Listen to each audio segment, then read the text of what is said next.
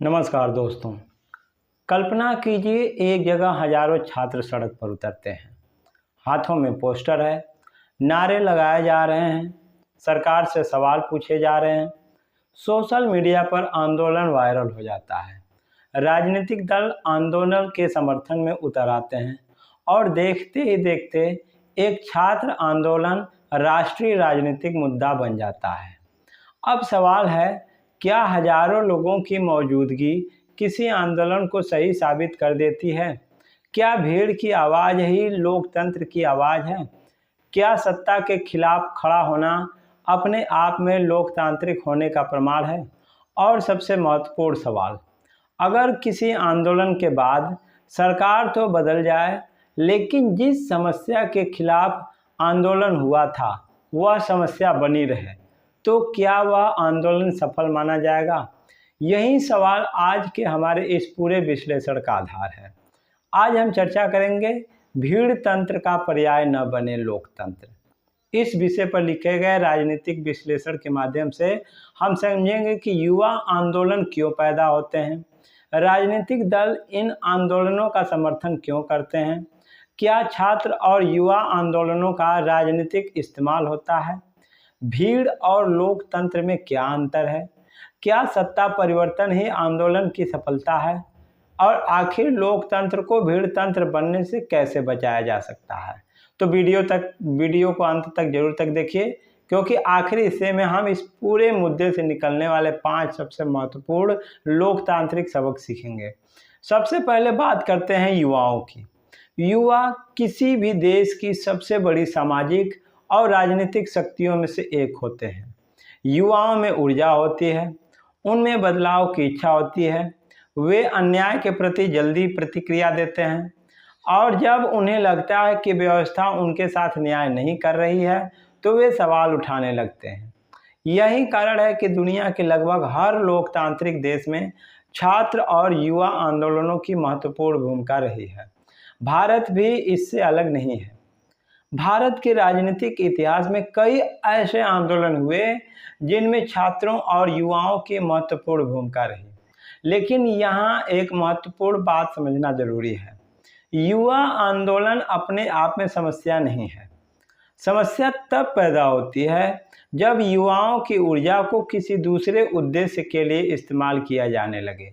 यानी आंदोलन शुरू हुआ किसी वास्तविक समस्या के कारण, लेकिन धीरे धीरे उसका इस्तेमाल किसी राजनीतिक लक्ष्य के लिए होने लगा। यहीं से लोकतंत्र और भीड़ तंत्र के बीच की रेखा धुंधली होने लगती है। अब सवाल है, राजनीतिक दल किसी आंदोलन के समर्थन में क्यों आते हैं? इसका एक सकारात्मक उत्तर भी है। अगर किसी छात्र के साथ अन्याय हुआ है, अगर किसी परीक्षा में गड़बड़ी हुई है, अगर किसी नीति से जनता को परेशानी हो रही है, तो विपक्षी दल का उस मुद्दे को उठाना लोकतंत्र का हिस्सा है। विपक्ष सरकार से सवाल पूछ सकता है, वह प्रदर्शन कर सकता है, वह संसद में मुद्दा उठा सकता है, वह जनता के बीच जा सकता है। लेकिन समस्या तब पैदा होती है जब मुद्दा पीछे चला जाए और राजनीति आगे आ जाए। यानी आंदोलन का मूल प्रश्न था परीक्षा व्यवस्था में गड़बड़ी क्यों हुई, लेकिन राजनीतिक बहस बदलकर हो जाए सरकार को कैसे हटाया जाए। यहाँ हमें सावधान होने की ज़रूरत है, क्योंकि सरकार बदलना लोकतंत्र का हिस्सा है, लेकिन किसी समस्या का समाधान करना लोकतंत्र की उससे भी बड़ी जिम्मेदारी है। अब आते हैं इस वीडियो के सबसे महत्वपूर्ण हिस्से पर। क्या भीड़ लोकतंत्र है? इसका जवाब है नहीं। लोकतंत्र में जनता महत्वपूर्ण है, लेकिन जनता और भीड़ एक ही चीज नहीं है। एक लोकतांत्रिक समाज में व्यक्ति सोचता है, वह सवाल करता है, वह अलग राय रख सकता है, वह किसी नेता से असहमत हो सकता है। लेकिन भीड़ में व्यक्ति की व्यक्तिगत सोच कई बार सामूहिक भावना में दब जाती है। भीड़ भावनाओं से बहुत तेजी से प्रभावित हो सकती है। अगर भीड़ के सामने लगातार यह कहा जाए कि आपके साथ अन्याय हुआ है, आपको लूटा गया है, आपकी आवाज़ दबाई जा रही है, तो भावनाएं तेजी से उग्र हो सकती हैं। लेकिन भावनात्मक प्रतिक्रिया और नीतिगत समाधान दो अलग अलग चीज़ें हैं। किसी समस्या पर गुस्सा होना आसान है, उस समस्या का स्थायी समाधान खोजना कठिन है। अब एक बहुत महत्वपूर्ण उदाहरण लेते हैं। मान लीजिए किसी प्रतियोगी परीक्षा में पेपर लीक हो गया। छात्र आंदोलन करते हैं, उनकी मांग है दोषियों को सजा दो। यह मांग बिल्कुल उचित हो सकती है, लेकिन इसके बाद क्या केवल दोषियों को जेल भेज देना पर्याप्त है? नहीं, हमें यह भी देखना होगा पेपर लीक कैसे हुआ, सिस्टम में कमजोरी कहाँ थी, प्रश्न पत्र की सुरक्षा कैसी थी, कितने स्तर पर निगरानी थी, डिजिटल सुरक्षा कितनी मजबूत थी, कौन जिम्मेदार था, भविष्य में पेपर लीक कैसे रोका जाए। यही है वास्तविक नीति निर्माण। यानी नारा समस्या को सामने ला सकता है, लेकिन नीति समाधान देती है। इस अंतर को समझना बहुत जरूरी है।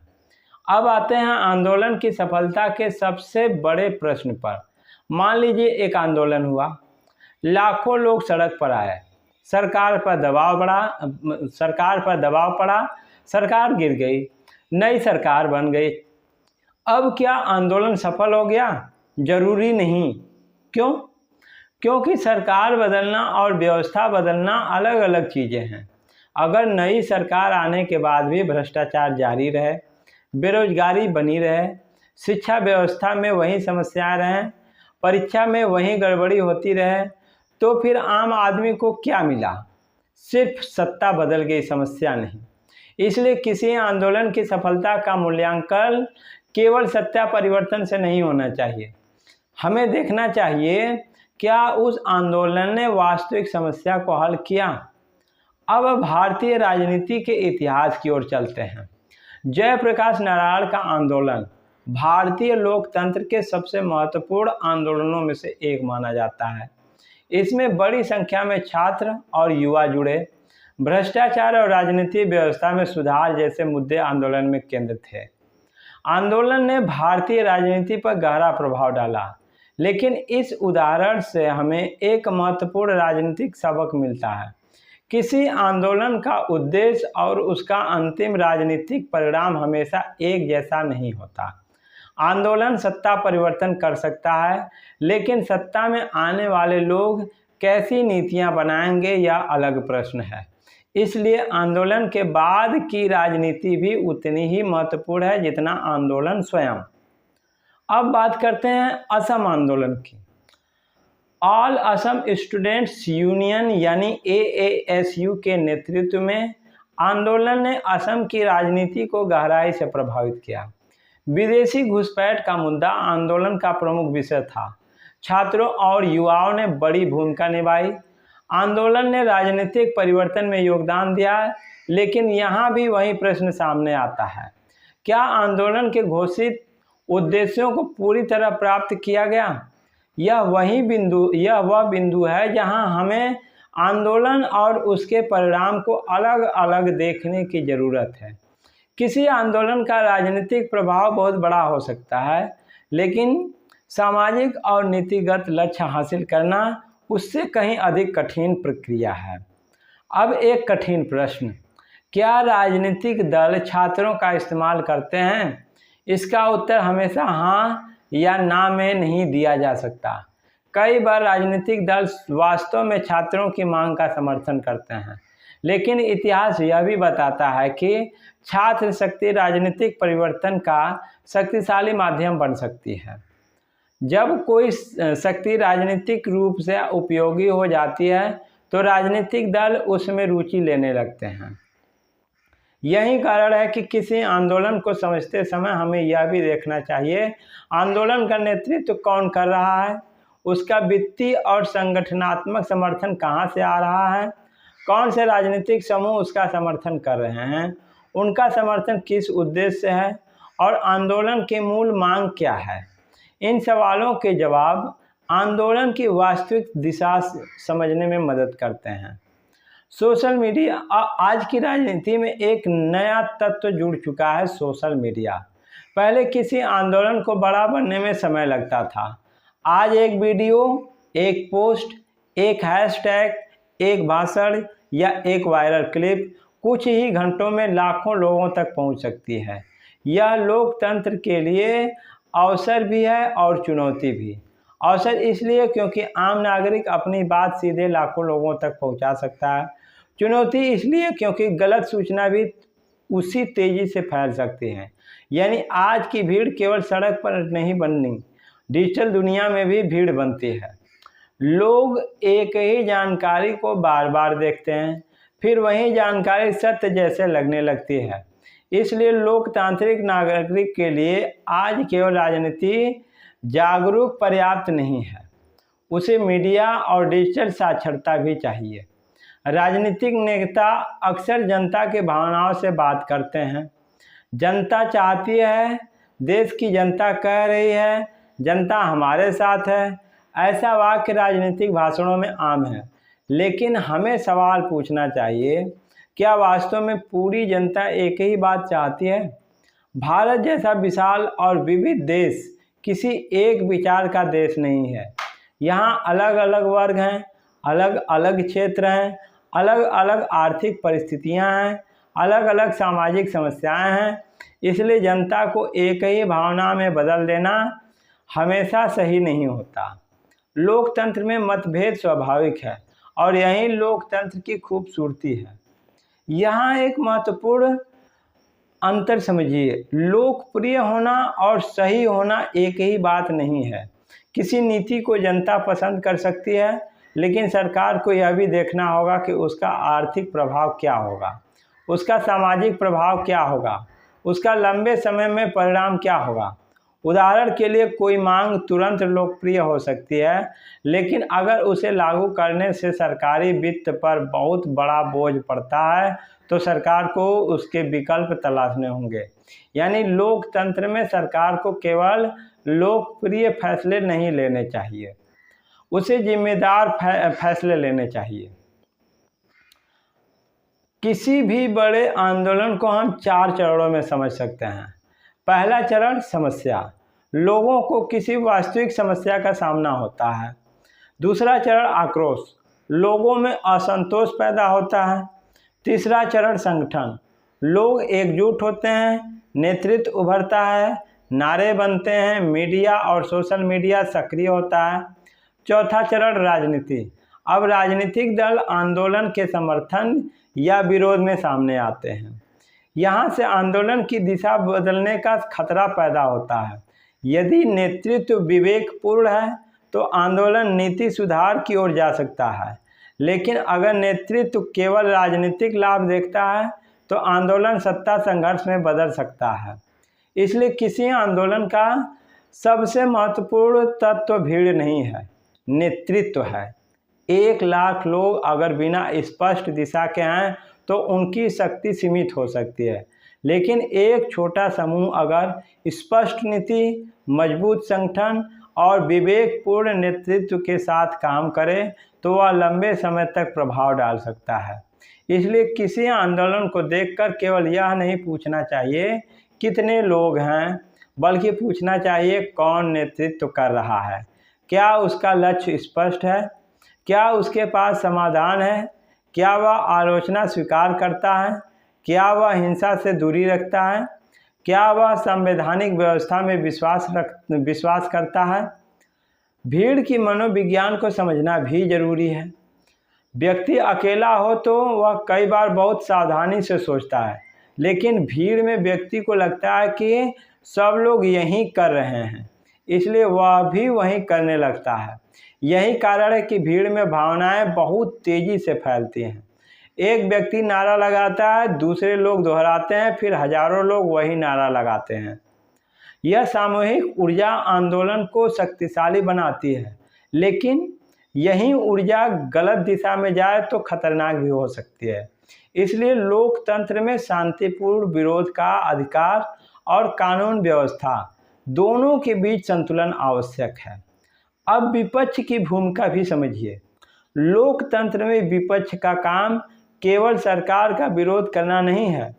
विपक्ष को सरकार की गलतियों को सामने लाना चाहिए, लेकिन साथ ही वैकल्पिक नीति भी देनी चाहिए।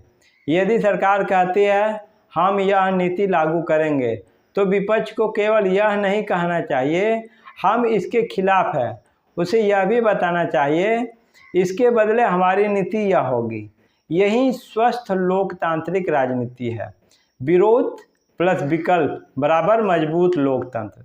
केवल विरोध लोकतंत्र को लंबे समय तक मजबूत नहीं कर सकता। अब सवाल युवाओं से, अगर आपको किसी परीक्षा में गड़बड़ी दिखाई देती है तो आवाज़ उठाइए। अगर भ्रष्टाचार है तो सवाल पूछिए। अगर अन्याय है तो विरोध कीजिए, लेकिन साथ में 5 चीज़ें जरूर कीजिए। पहली, तथ्यों की जांच कीजिए। दूसरी, अपनी मांग स्पष्ट रखिए। तीसरी, समाधान भी बताइए। चौथी, राजनीतिक दलों के समर्थन को स्वीकार करते समय सावधान रहिए। पाँचवीं, आंदोलन को शांतिपूर्ण और संवैधानिक तरीके से आगे बढ़ाइए। युवा शक्ति तभी वास्तव में परिवर्तनकारी शक्ति बनेगी। अब सवाल केवल युवाओं का नहीं है, आम नागरिक की भूमिका भी उतनी ही महत्वपूर्ण है। जब कोई वीडियो वायरल हो तो तुरंत विश्वास मत कीजिए। जब कोई नेता कहे पूरी जनता हमारे साथ है तो सवाल पूछिए, कौन सी जनता? जब कोई आंदोलन कहे हमारे पास समाधान है तो पूछिए समाधान क्या है? और जब कोई नेता कहे सरकार बदलते ही सब ठीक हो जाएगा तो पूछिए कैसे? यही लोकतांत्रिक नागरिकता है। लेख का एक महत्वपूर्ण संदेश यह भी है कि राजनीति केवल लोकप्रियता का खेल नहीं होना चाहिए।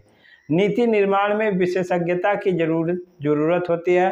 अर्थव्यवस्था के लिए अर्थशास्त्री चाहिए, शिक्षा के लिए शिक्षा विशेषज्ञ चाहिए, स्वास्थ्य के लिए स्वास्थ्य विशेषज्ञ चाहिए, कानून के लिए विधि विशेषज्ञ चाहिए, प्रशासन के लिए अनुभवी अधिकारी और संस्थागत ज्ञान चाहिए।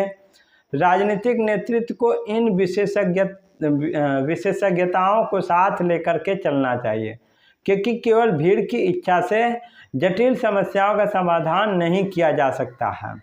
अब आते हैं सबसे महत्वपूर्ण हिस्से पर, लोकतंत्र को भीड़ तंत्र बनने से बचाने के लिए हमें क्या करना चाहिए।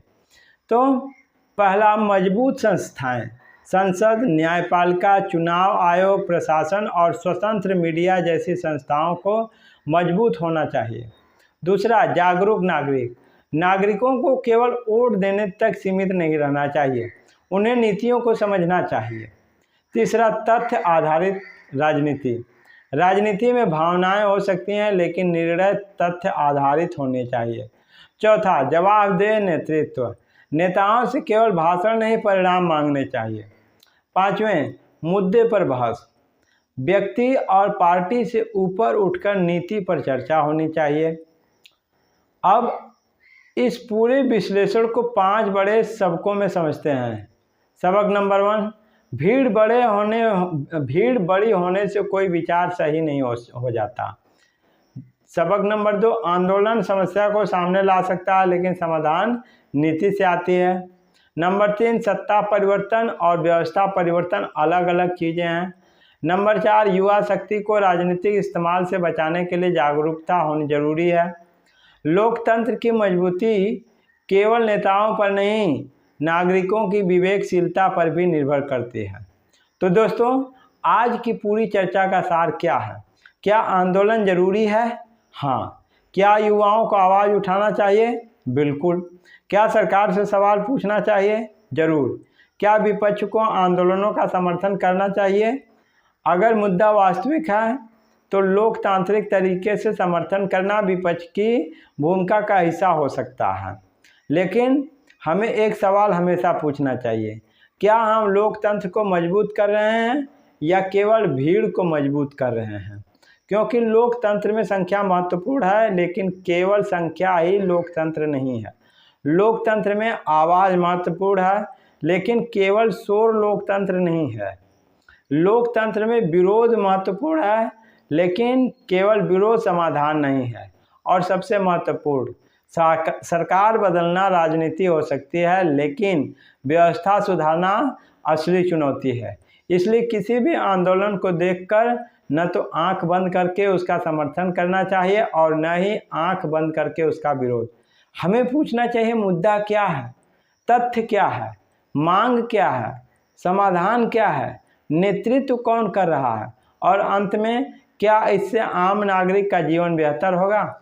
यही विवेक लोकतंत्र को भीड़ तंत्र बनने से रोक सकता है। और शायद इसी कारण आज सबसे ज़्यादा ज़रूरत भीड़ बढ़ाने की नहीं बल्कि जागरूक नागरिक बढ़ाने की है। धन्यवाद। मिलते हैं नेक्स्ट वीडियो में। नमस्कार।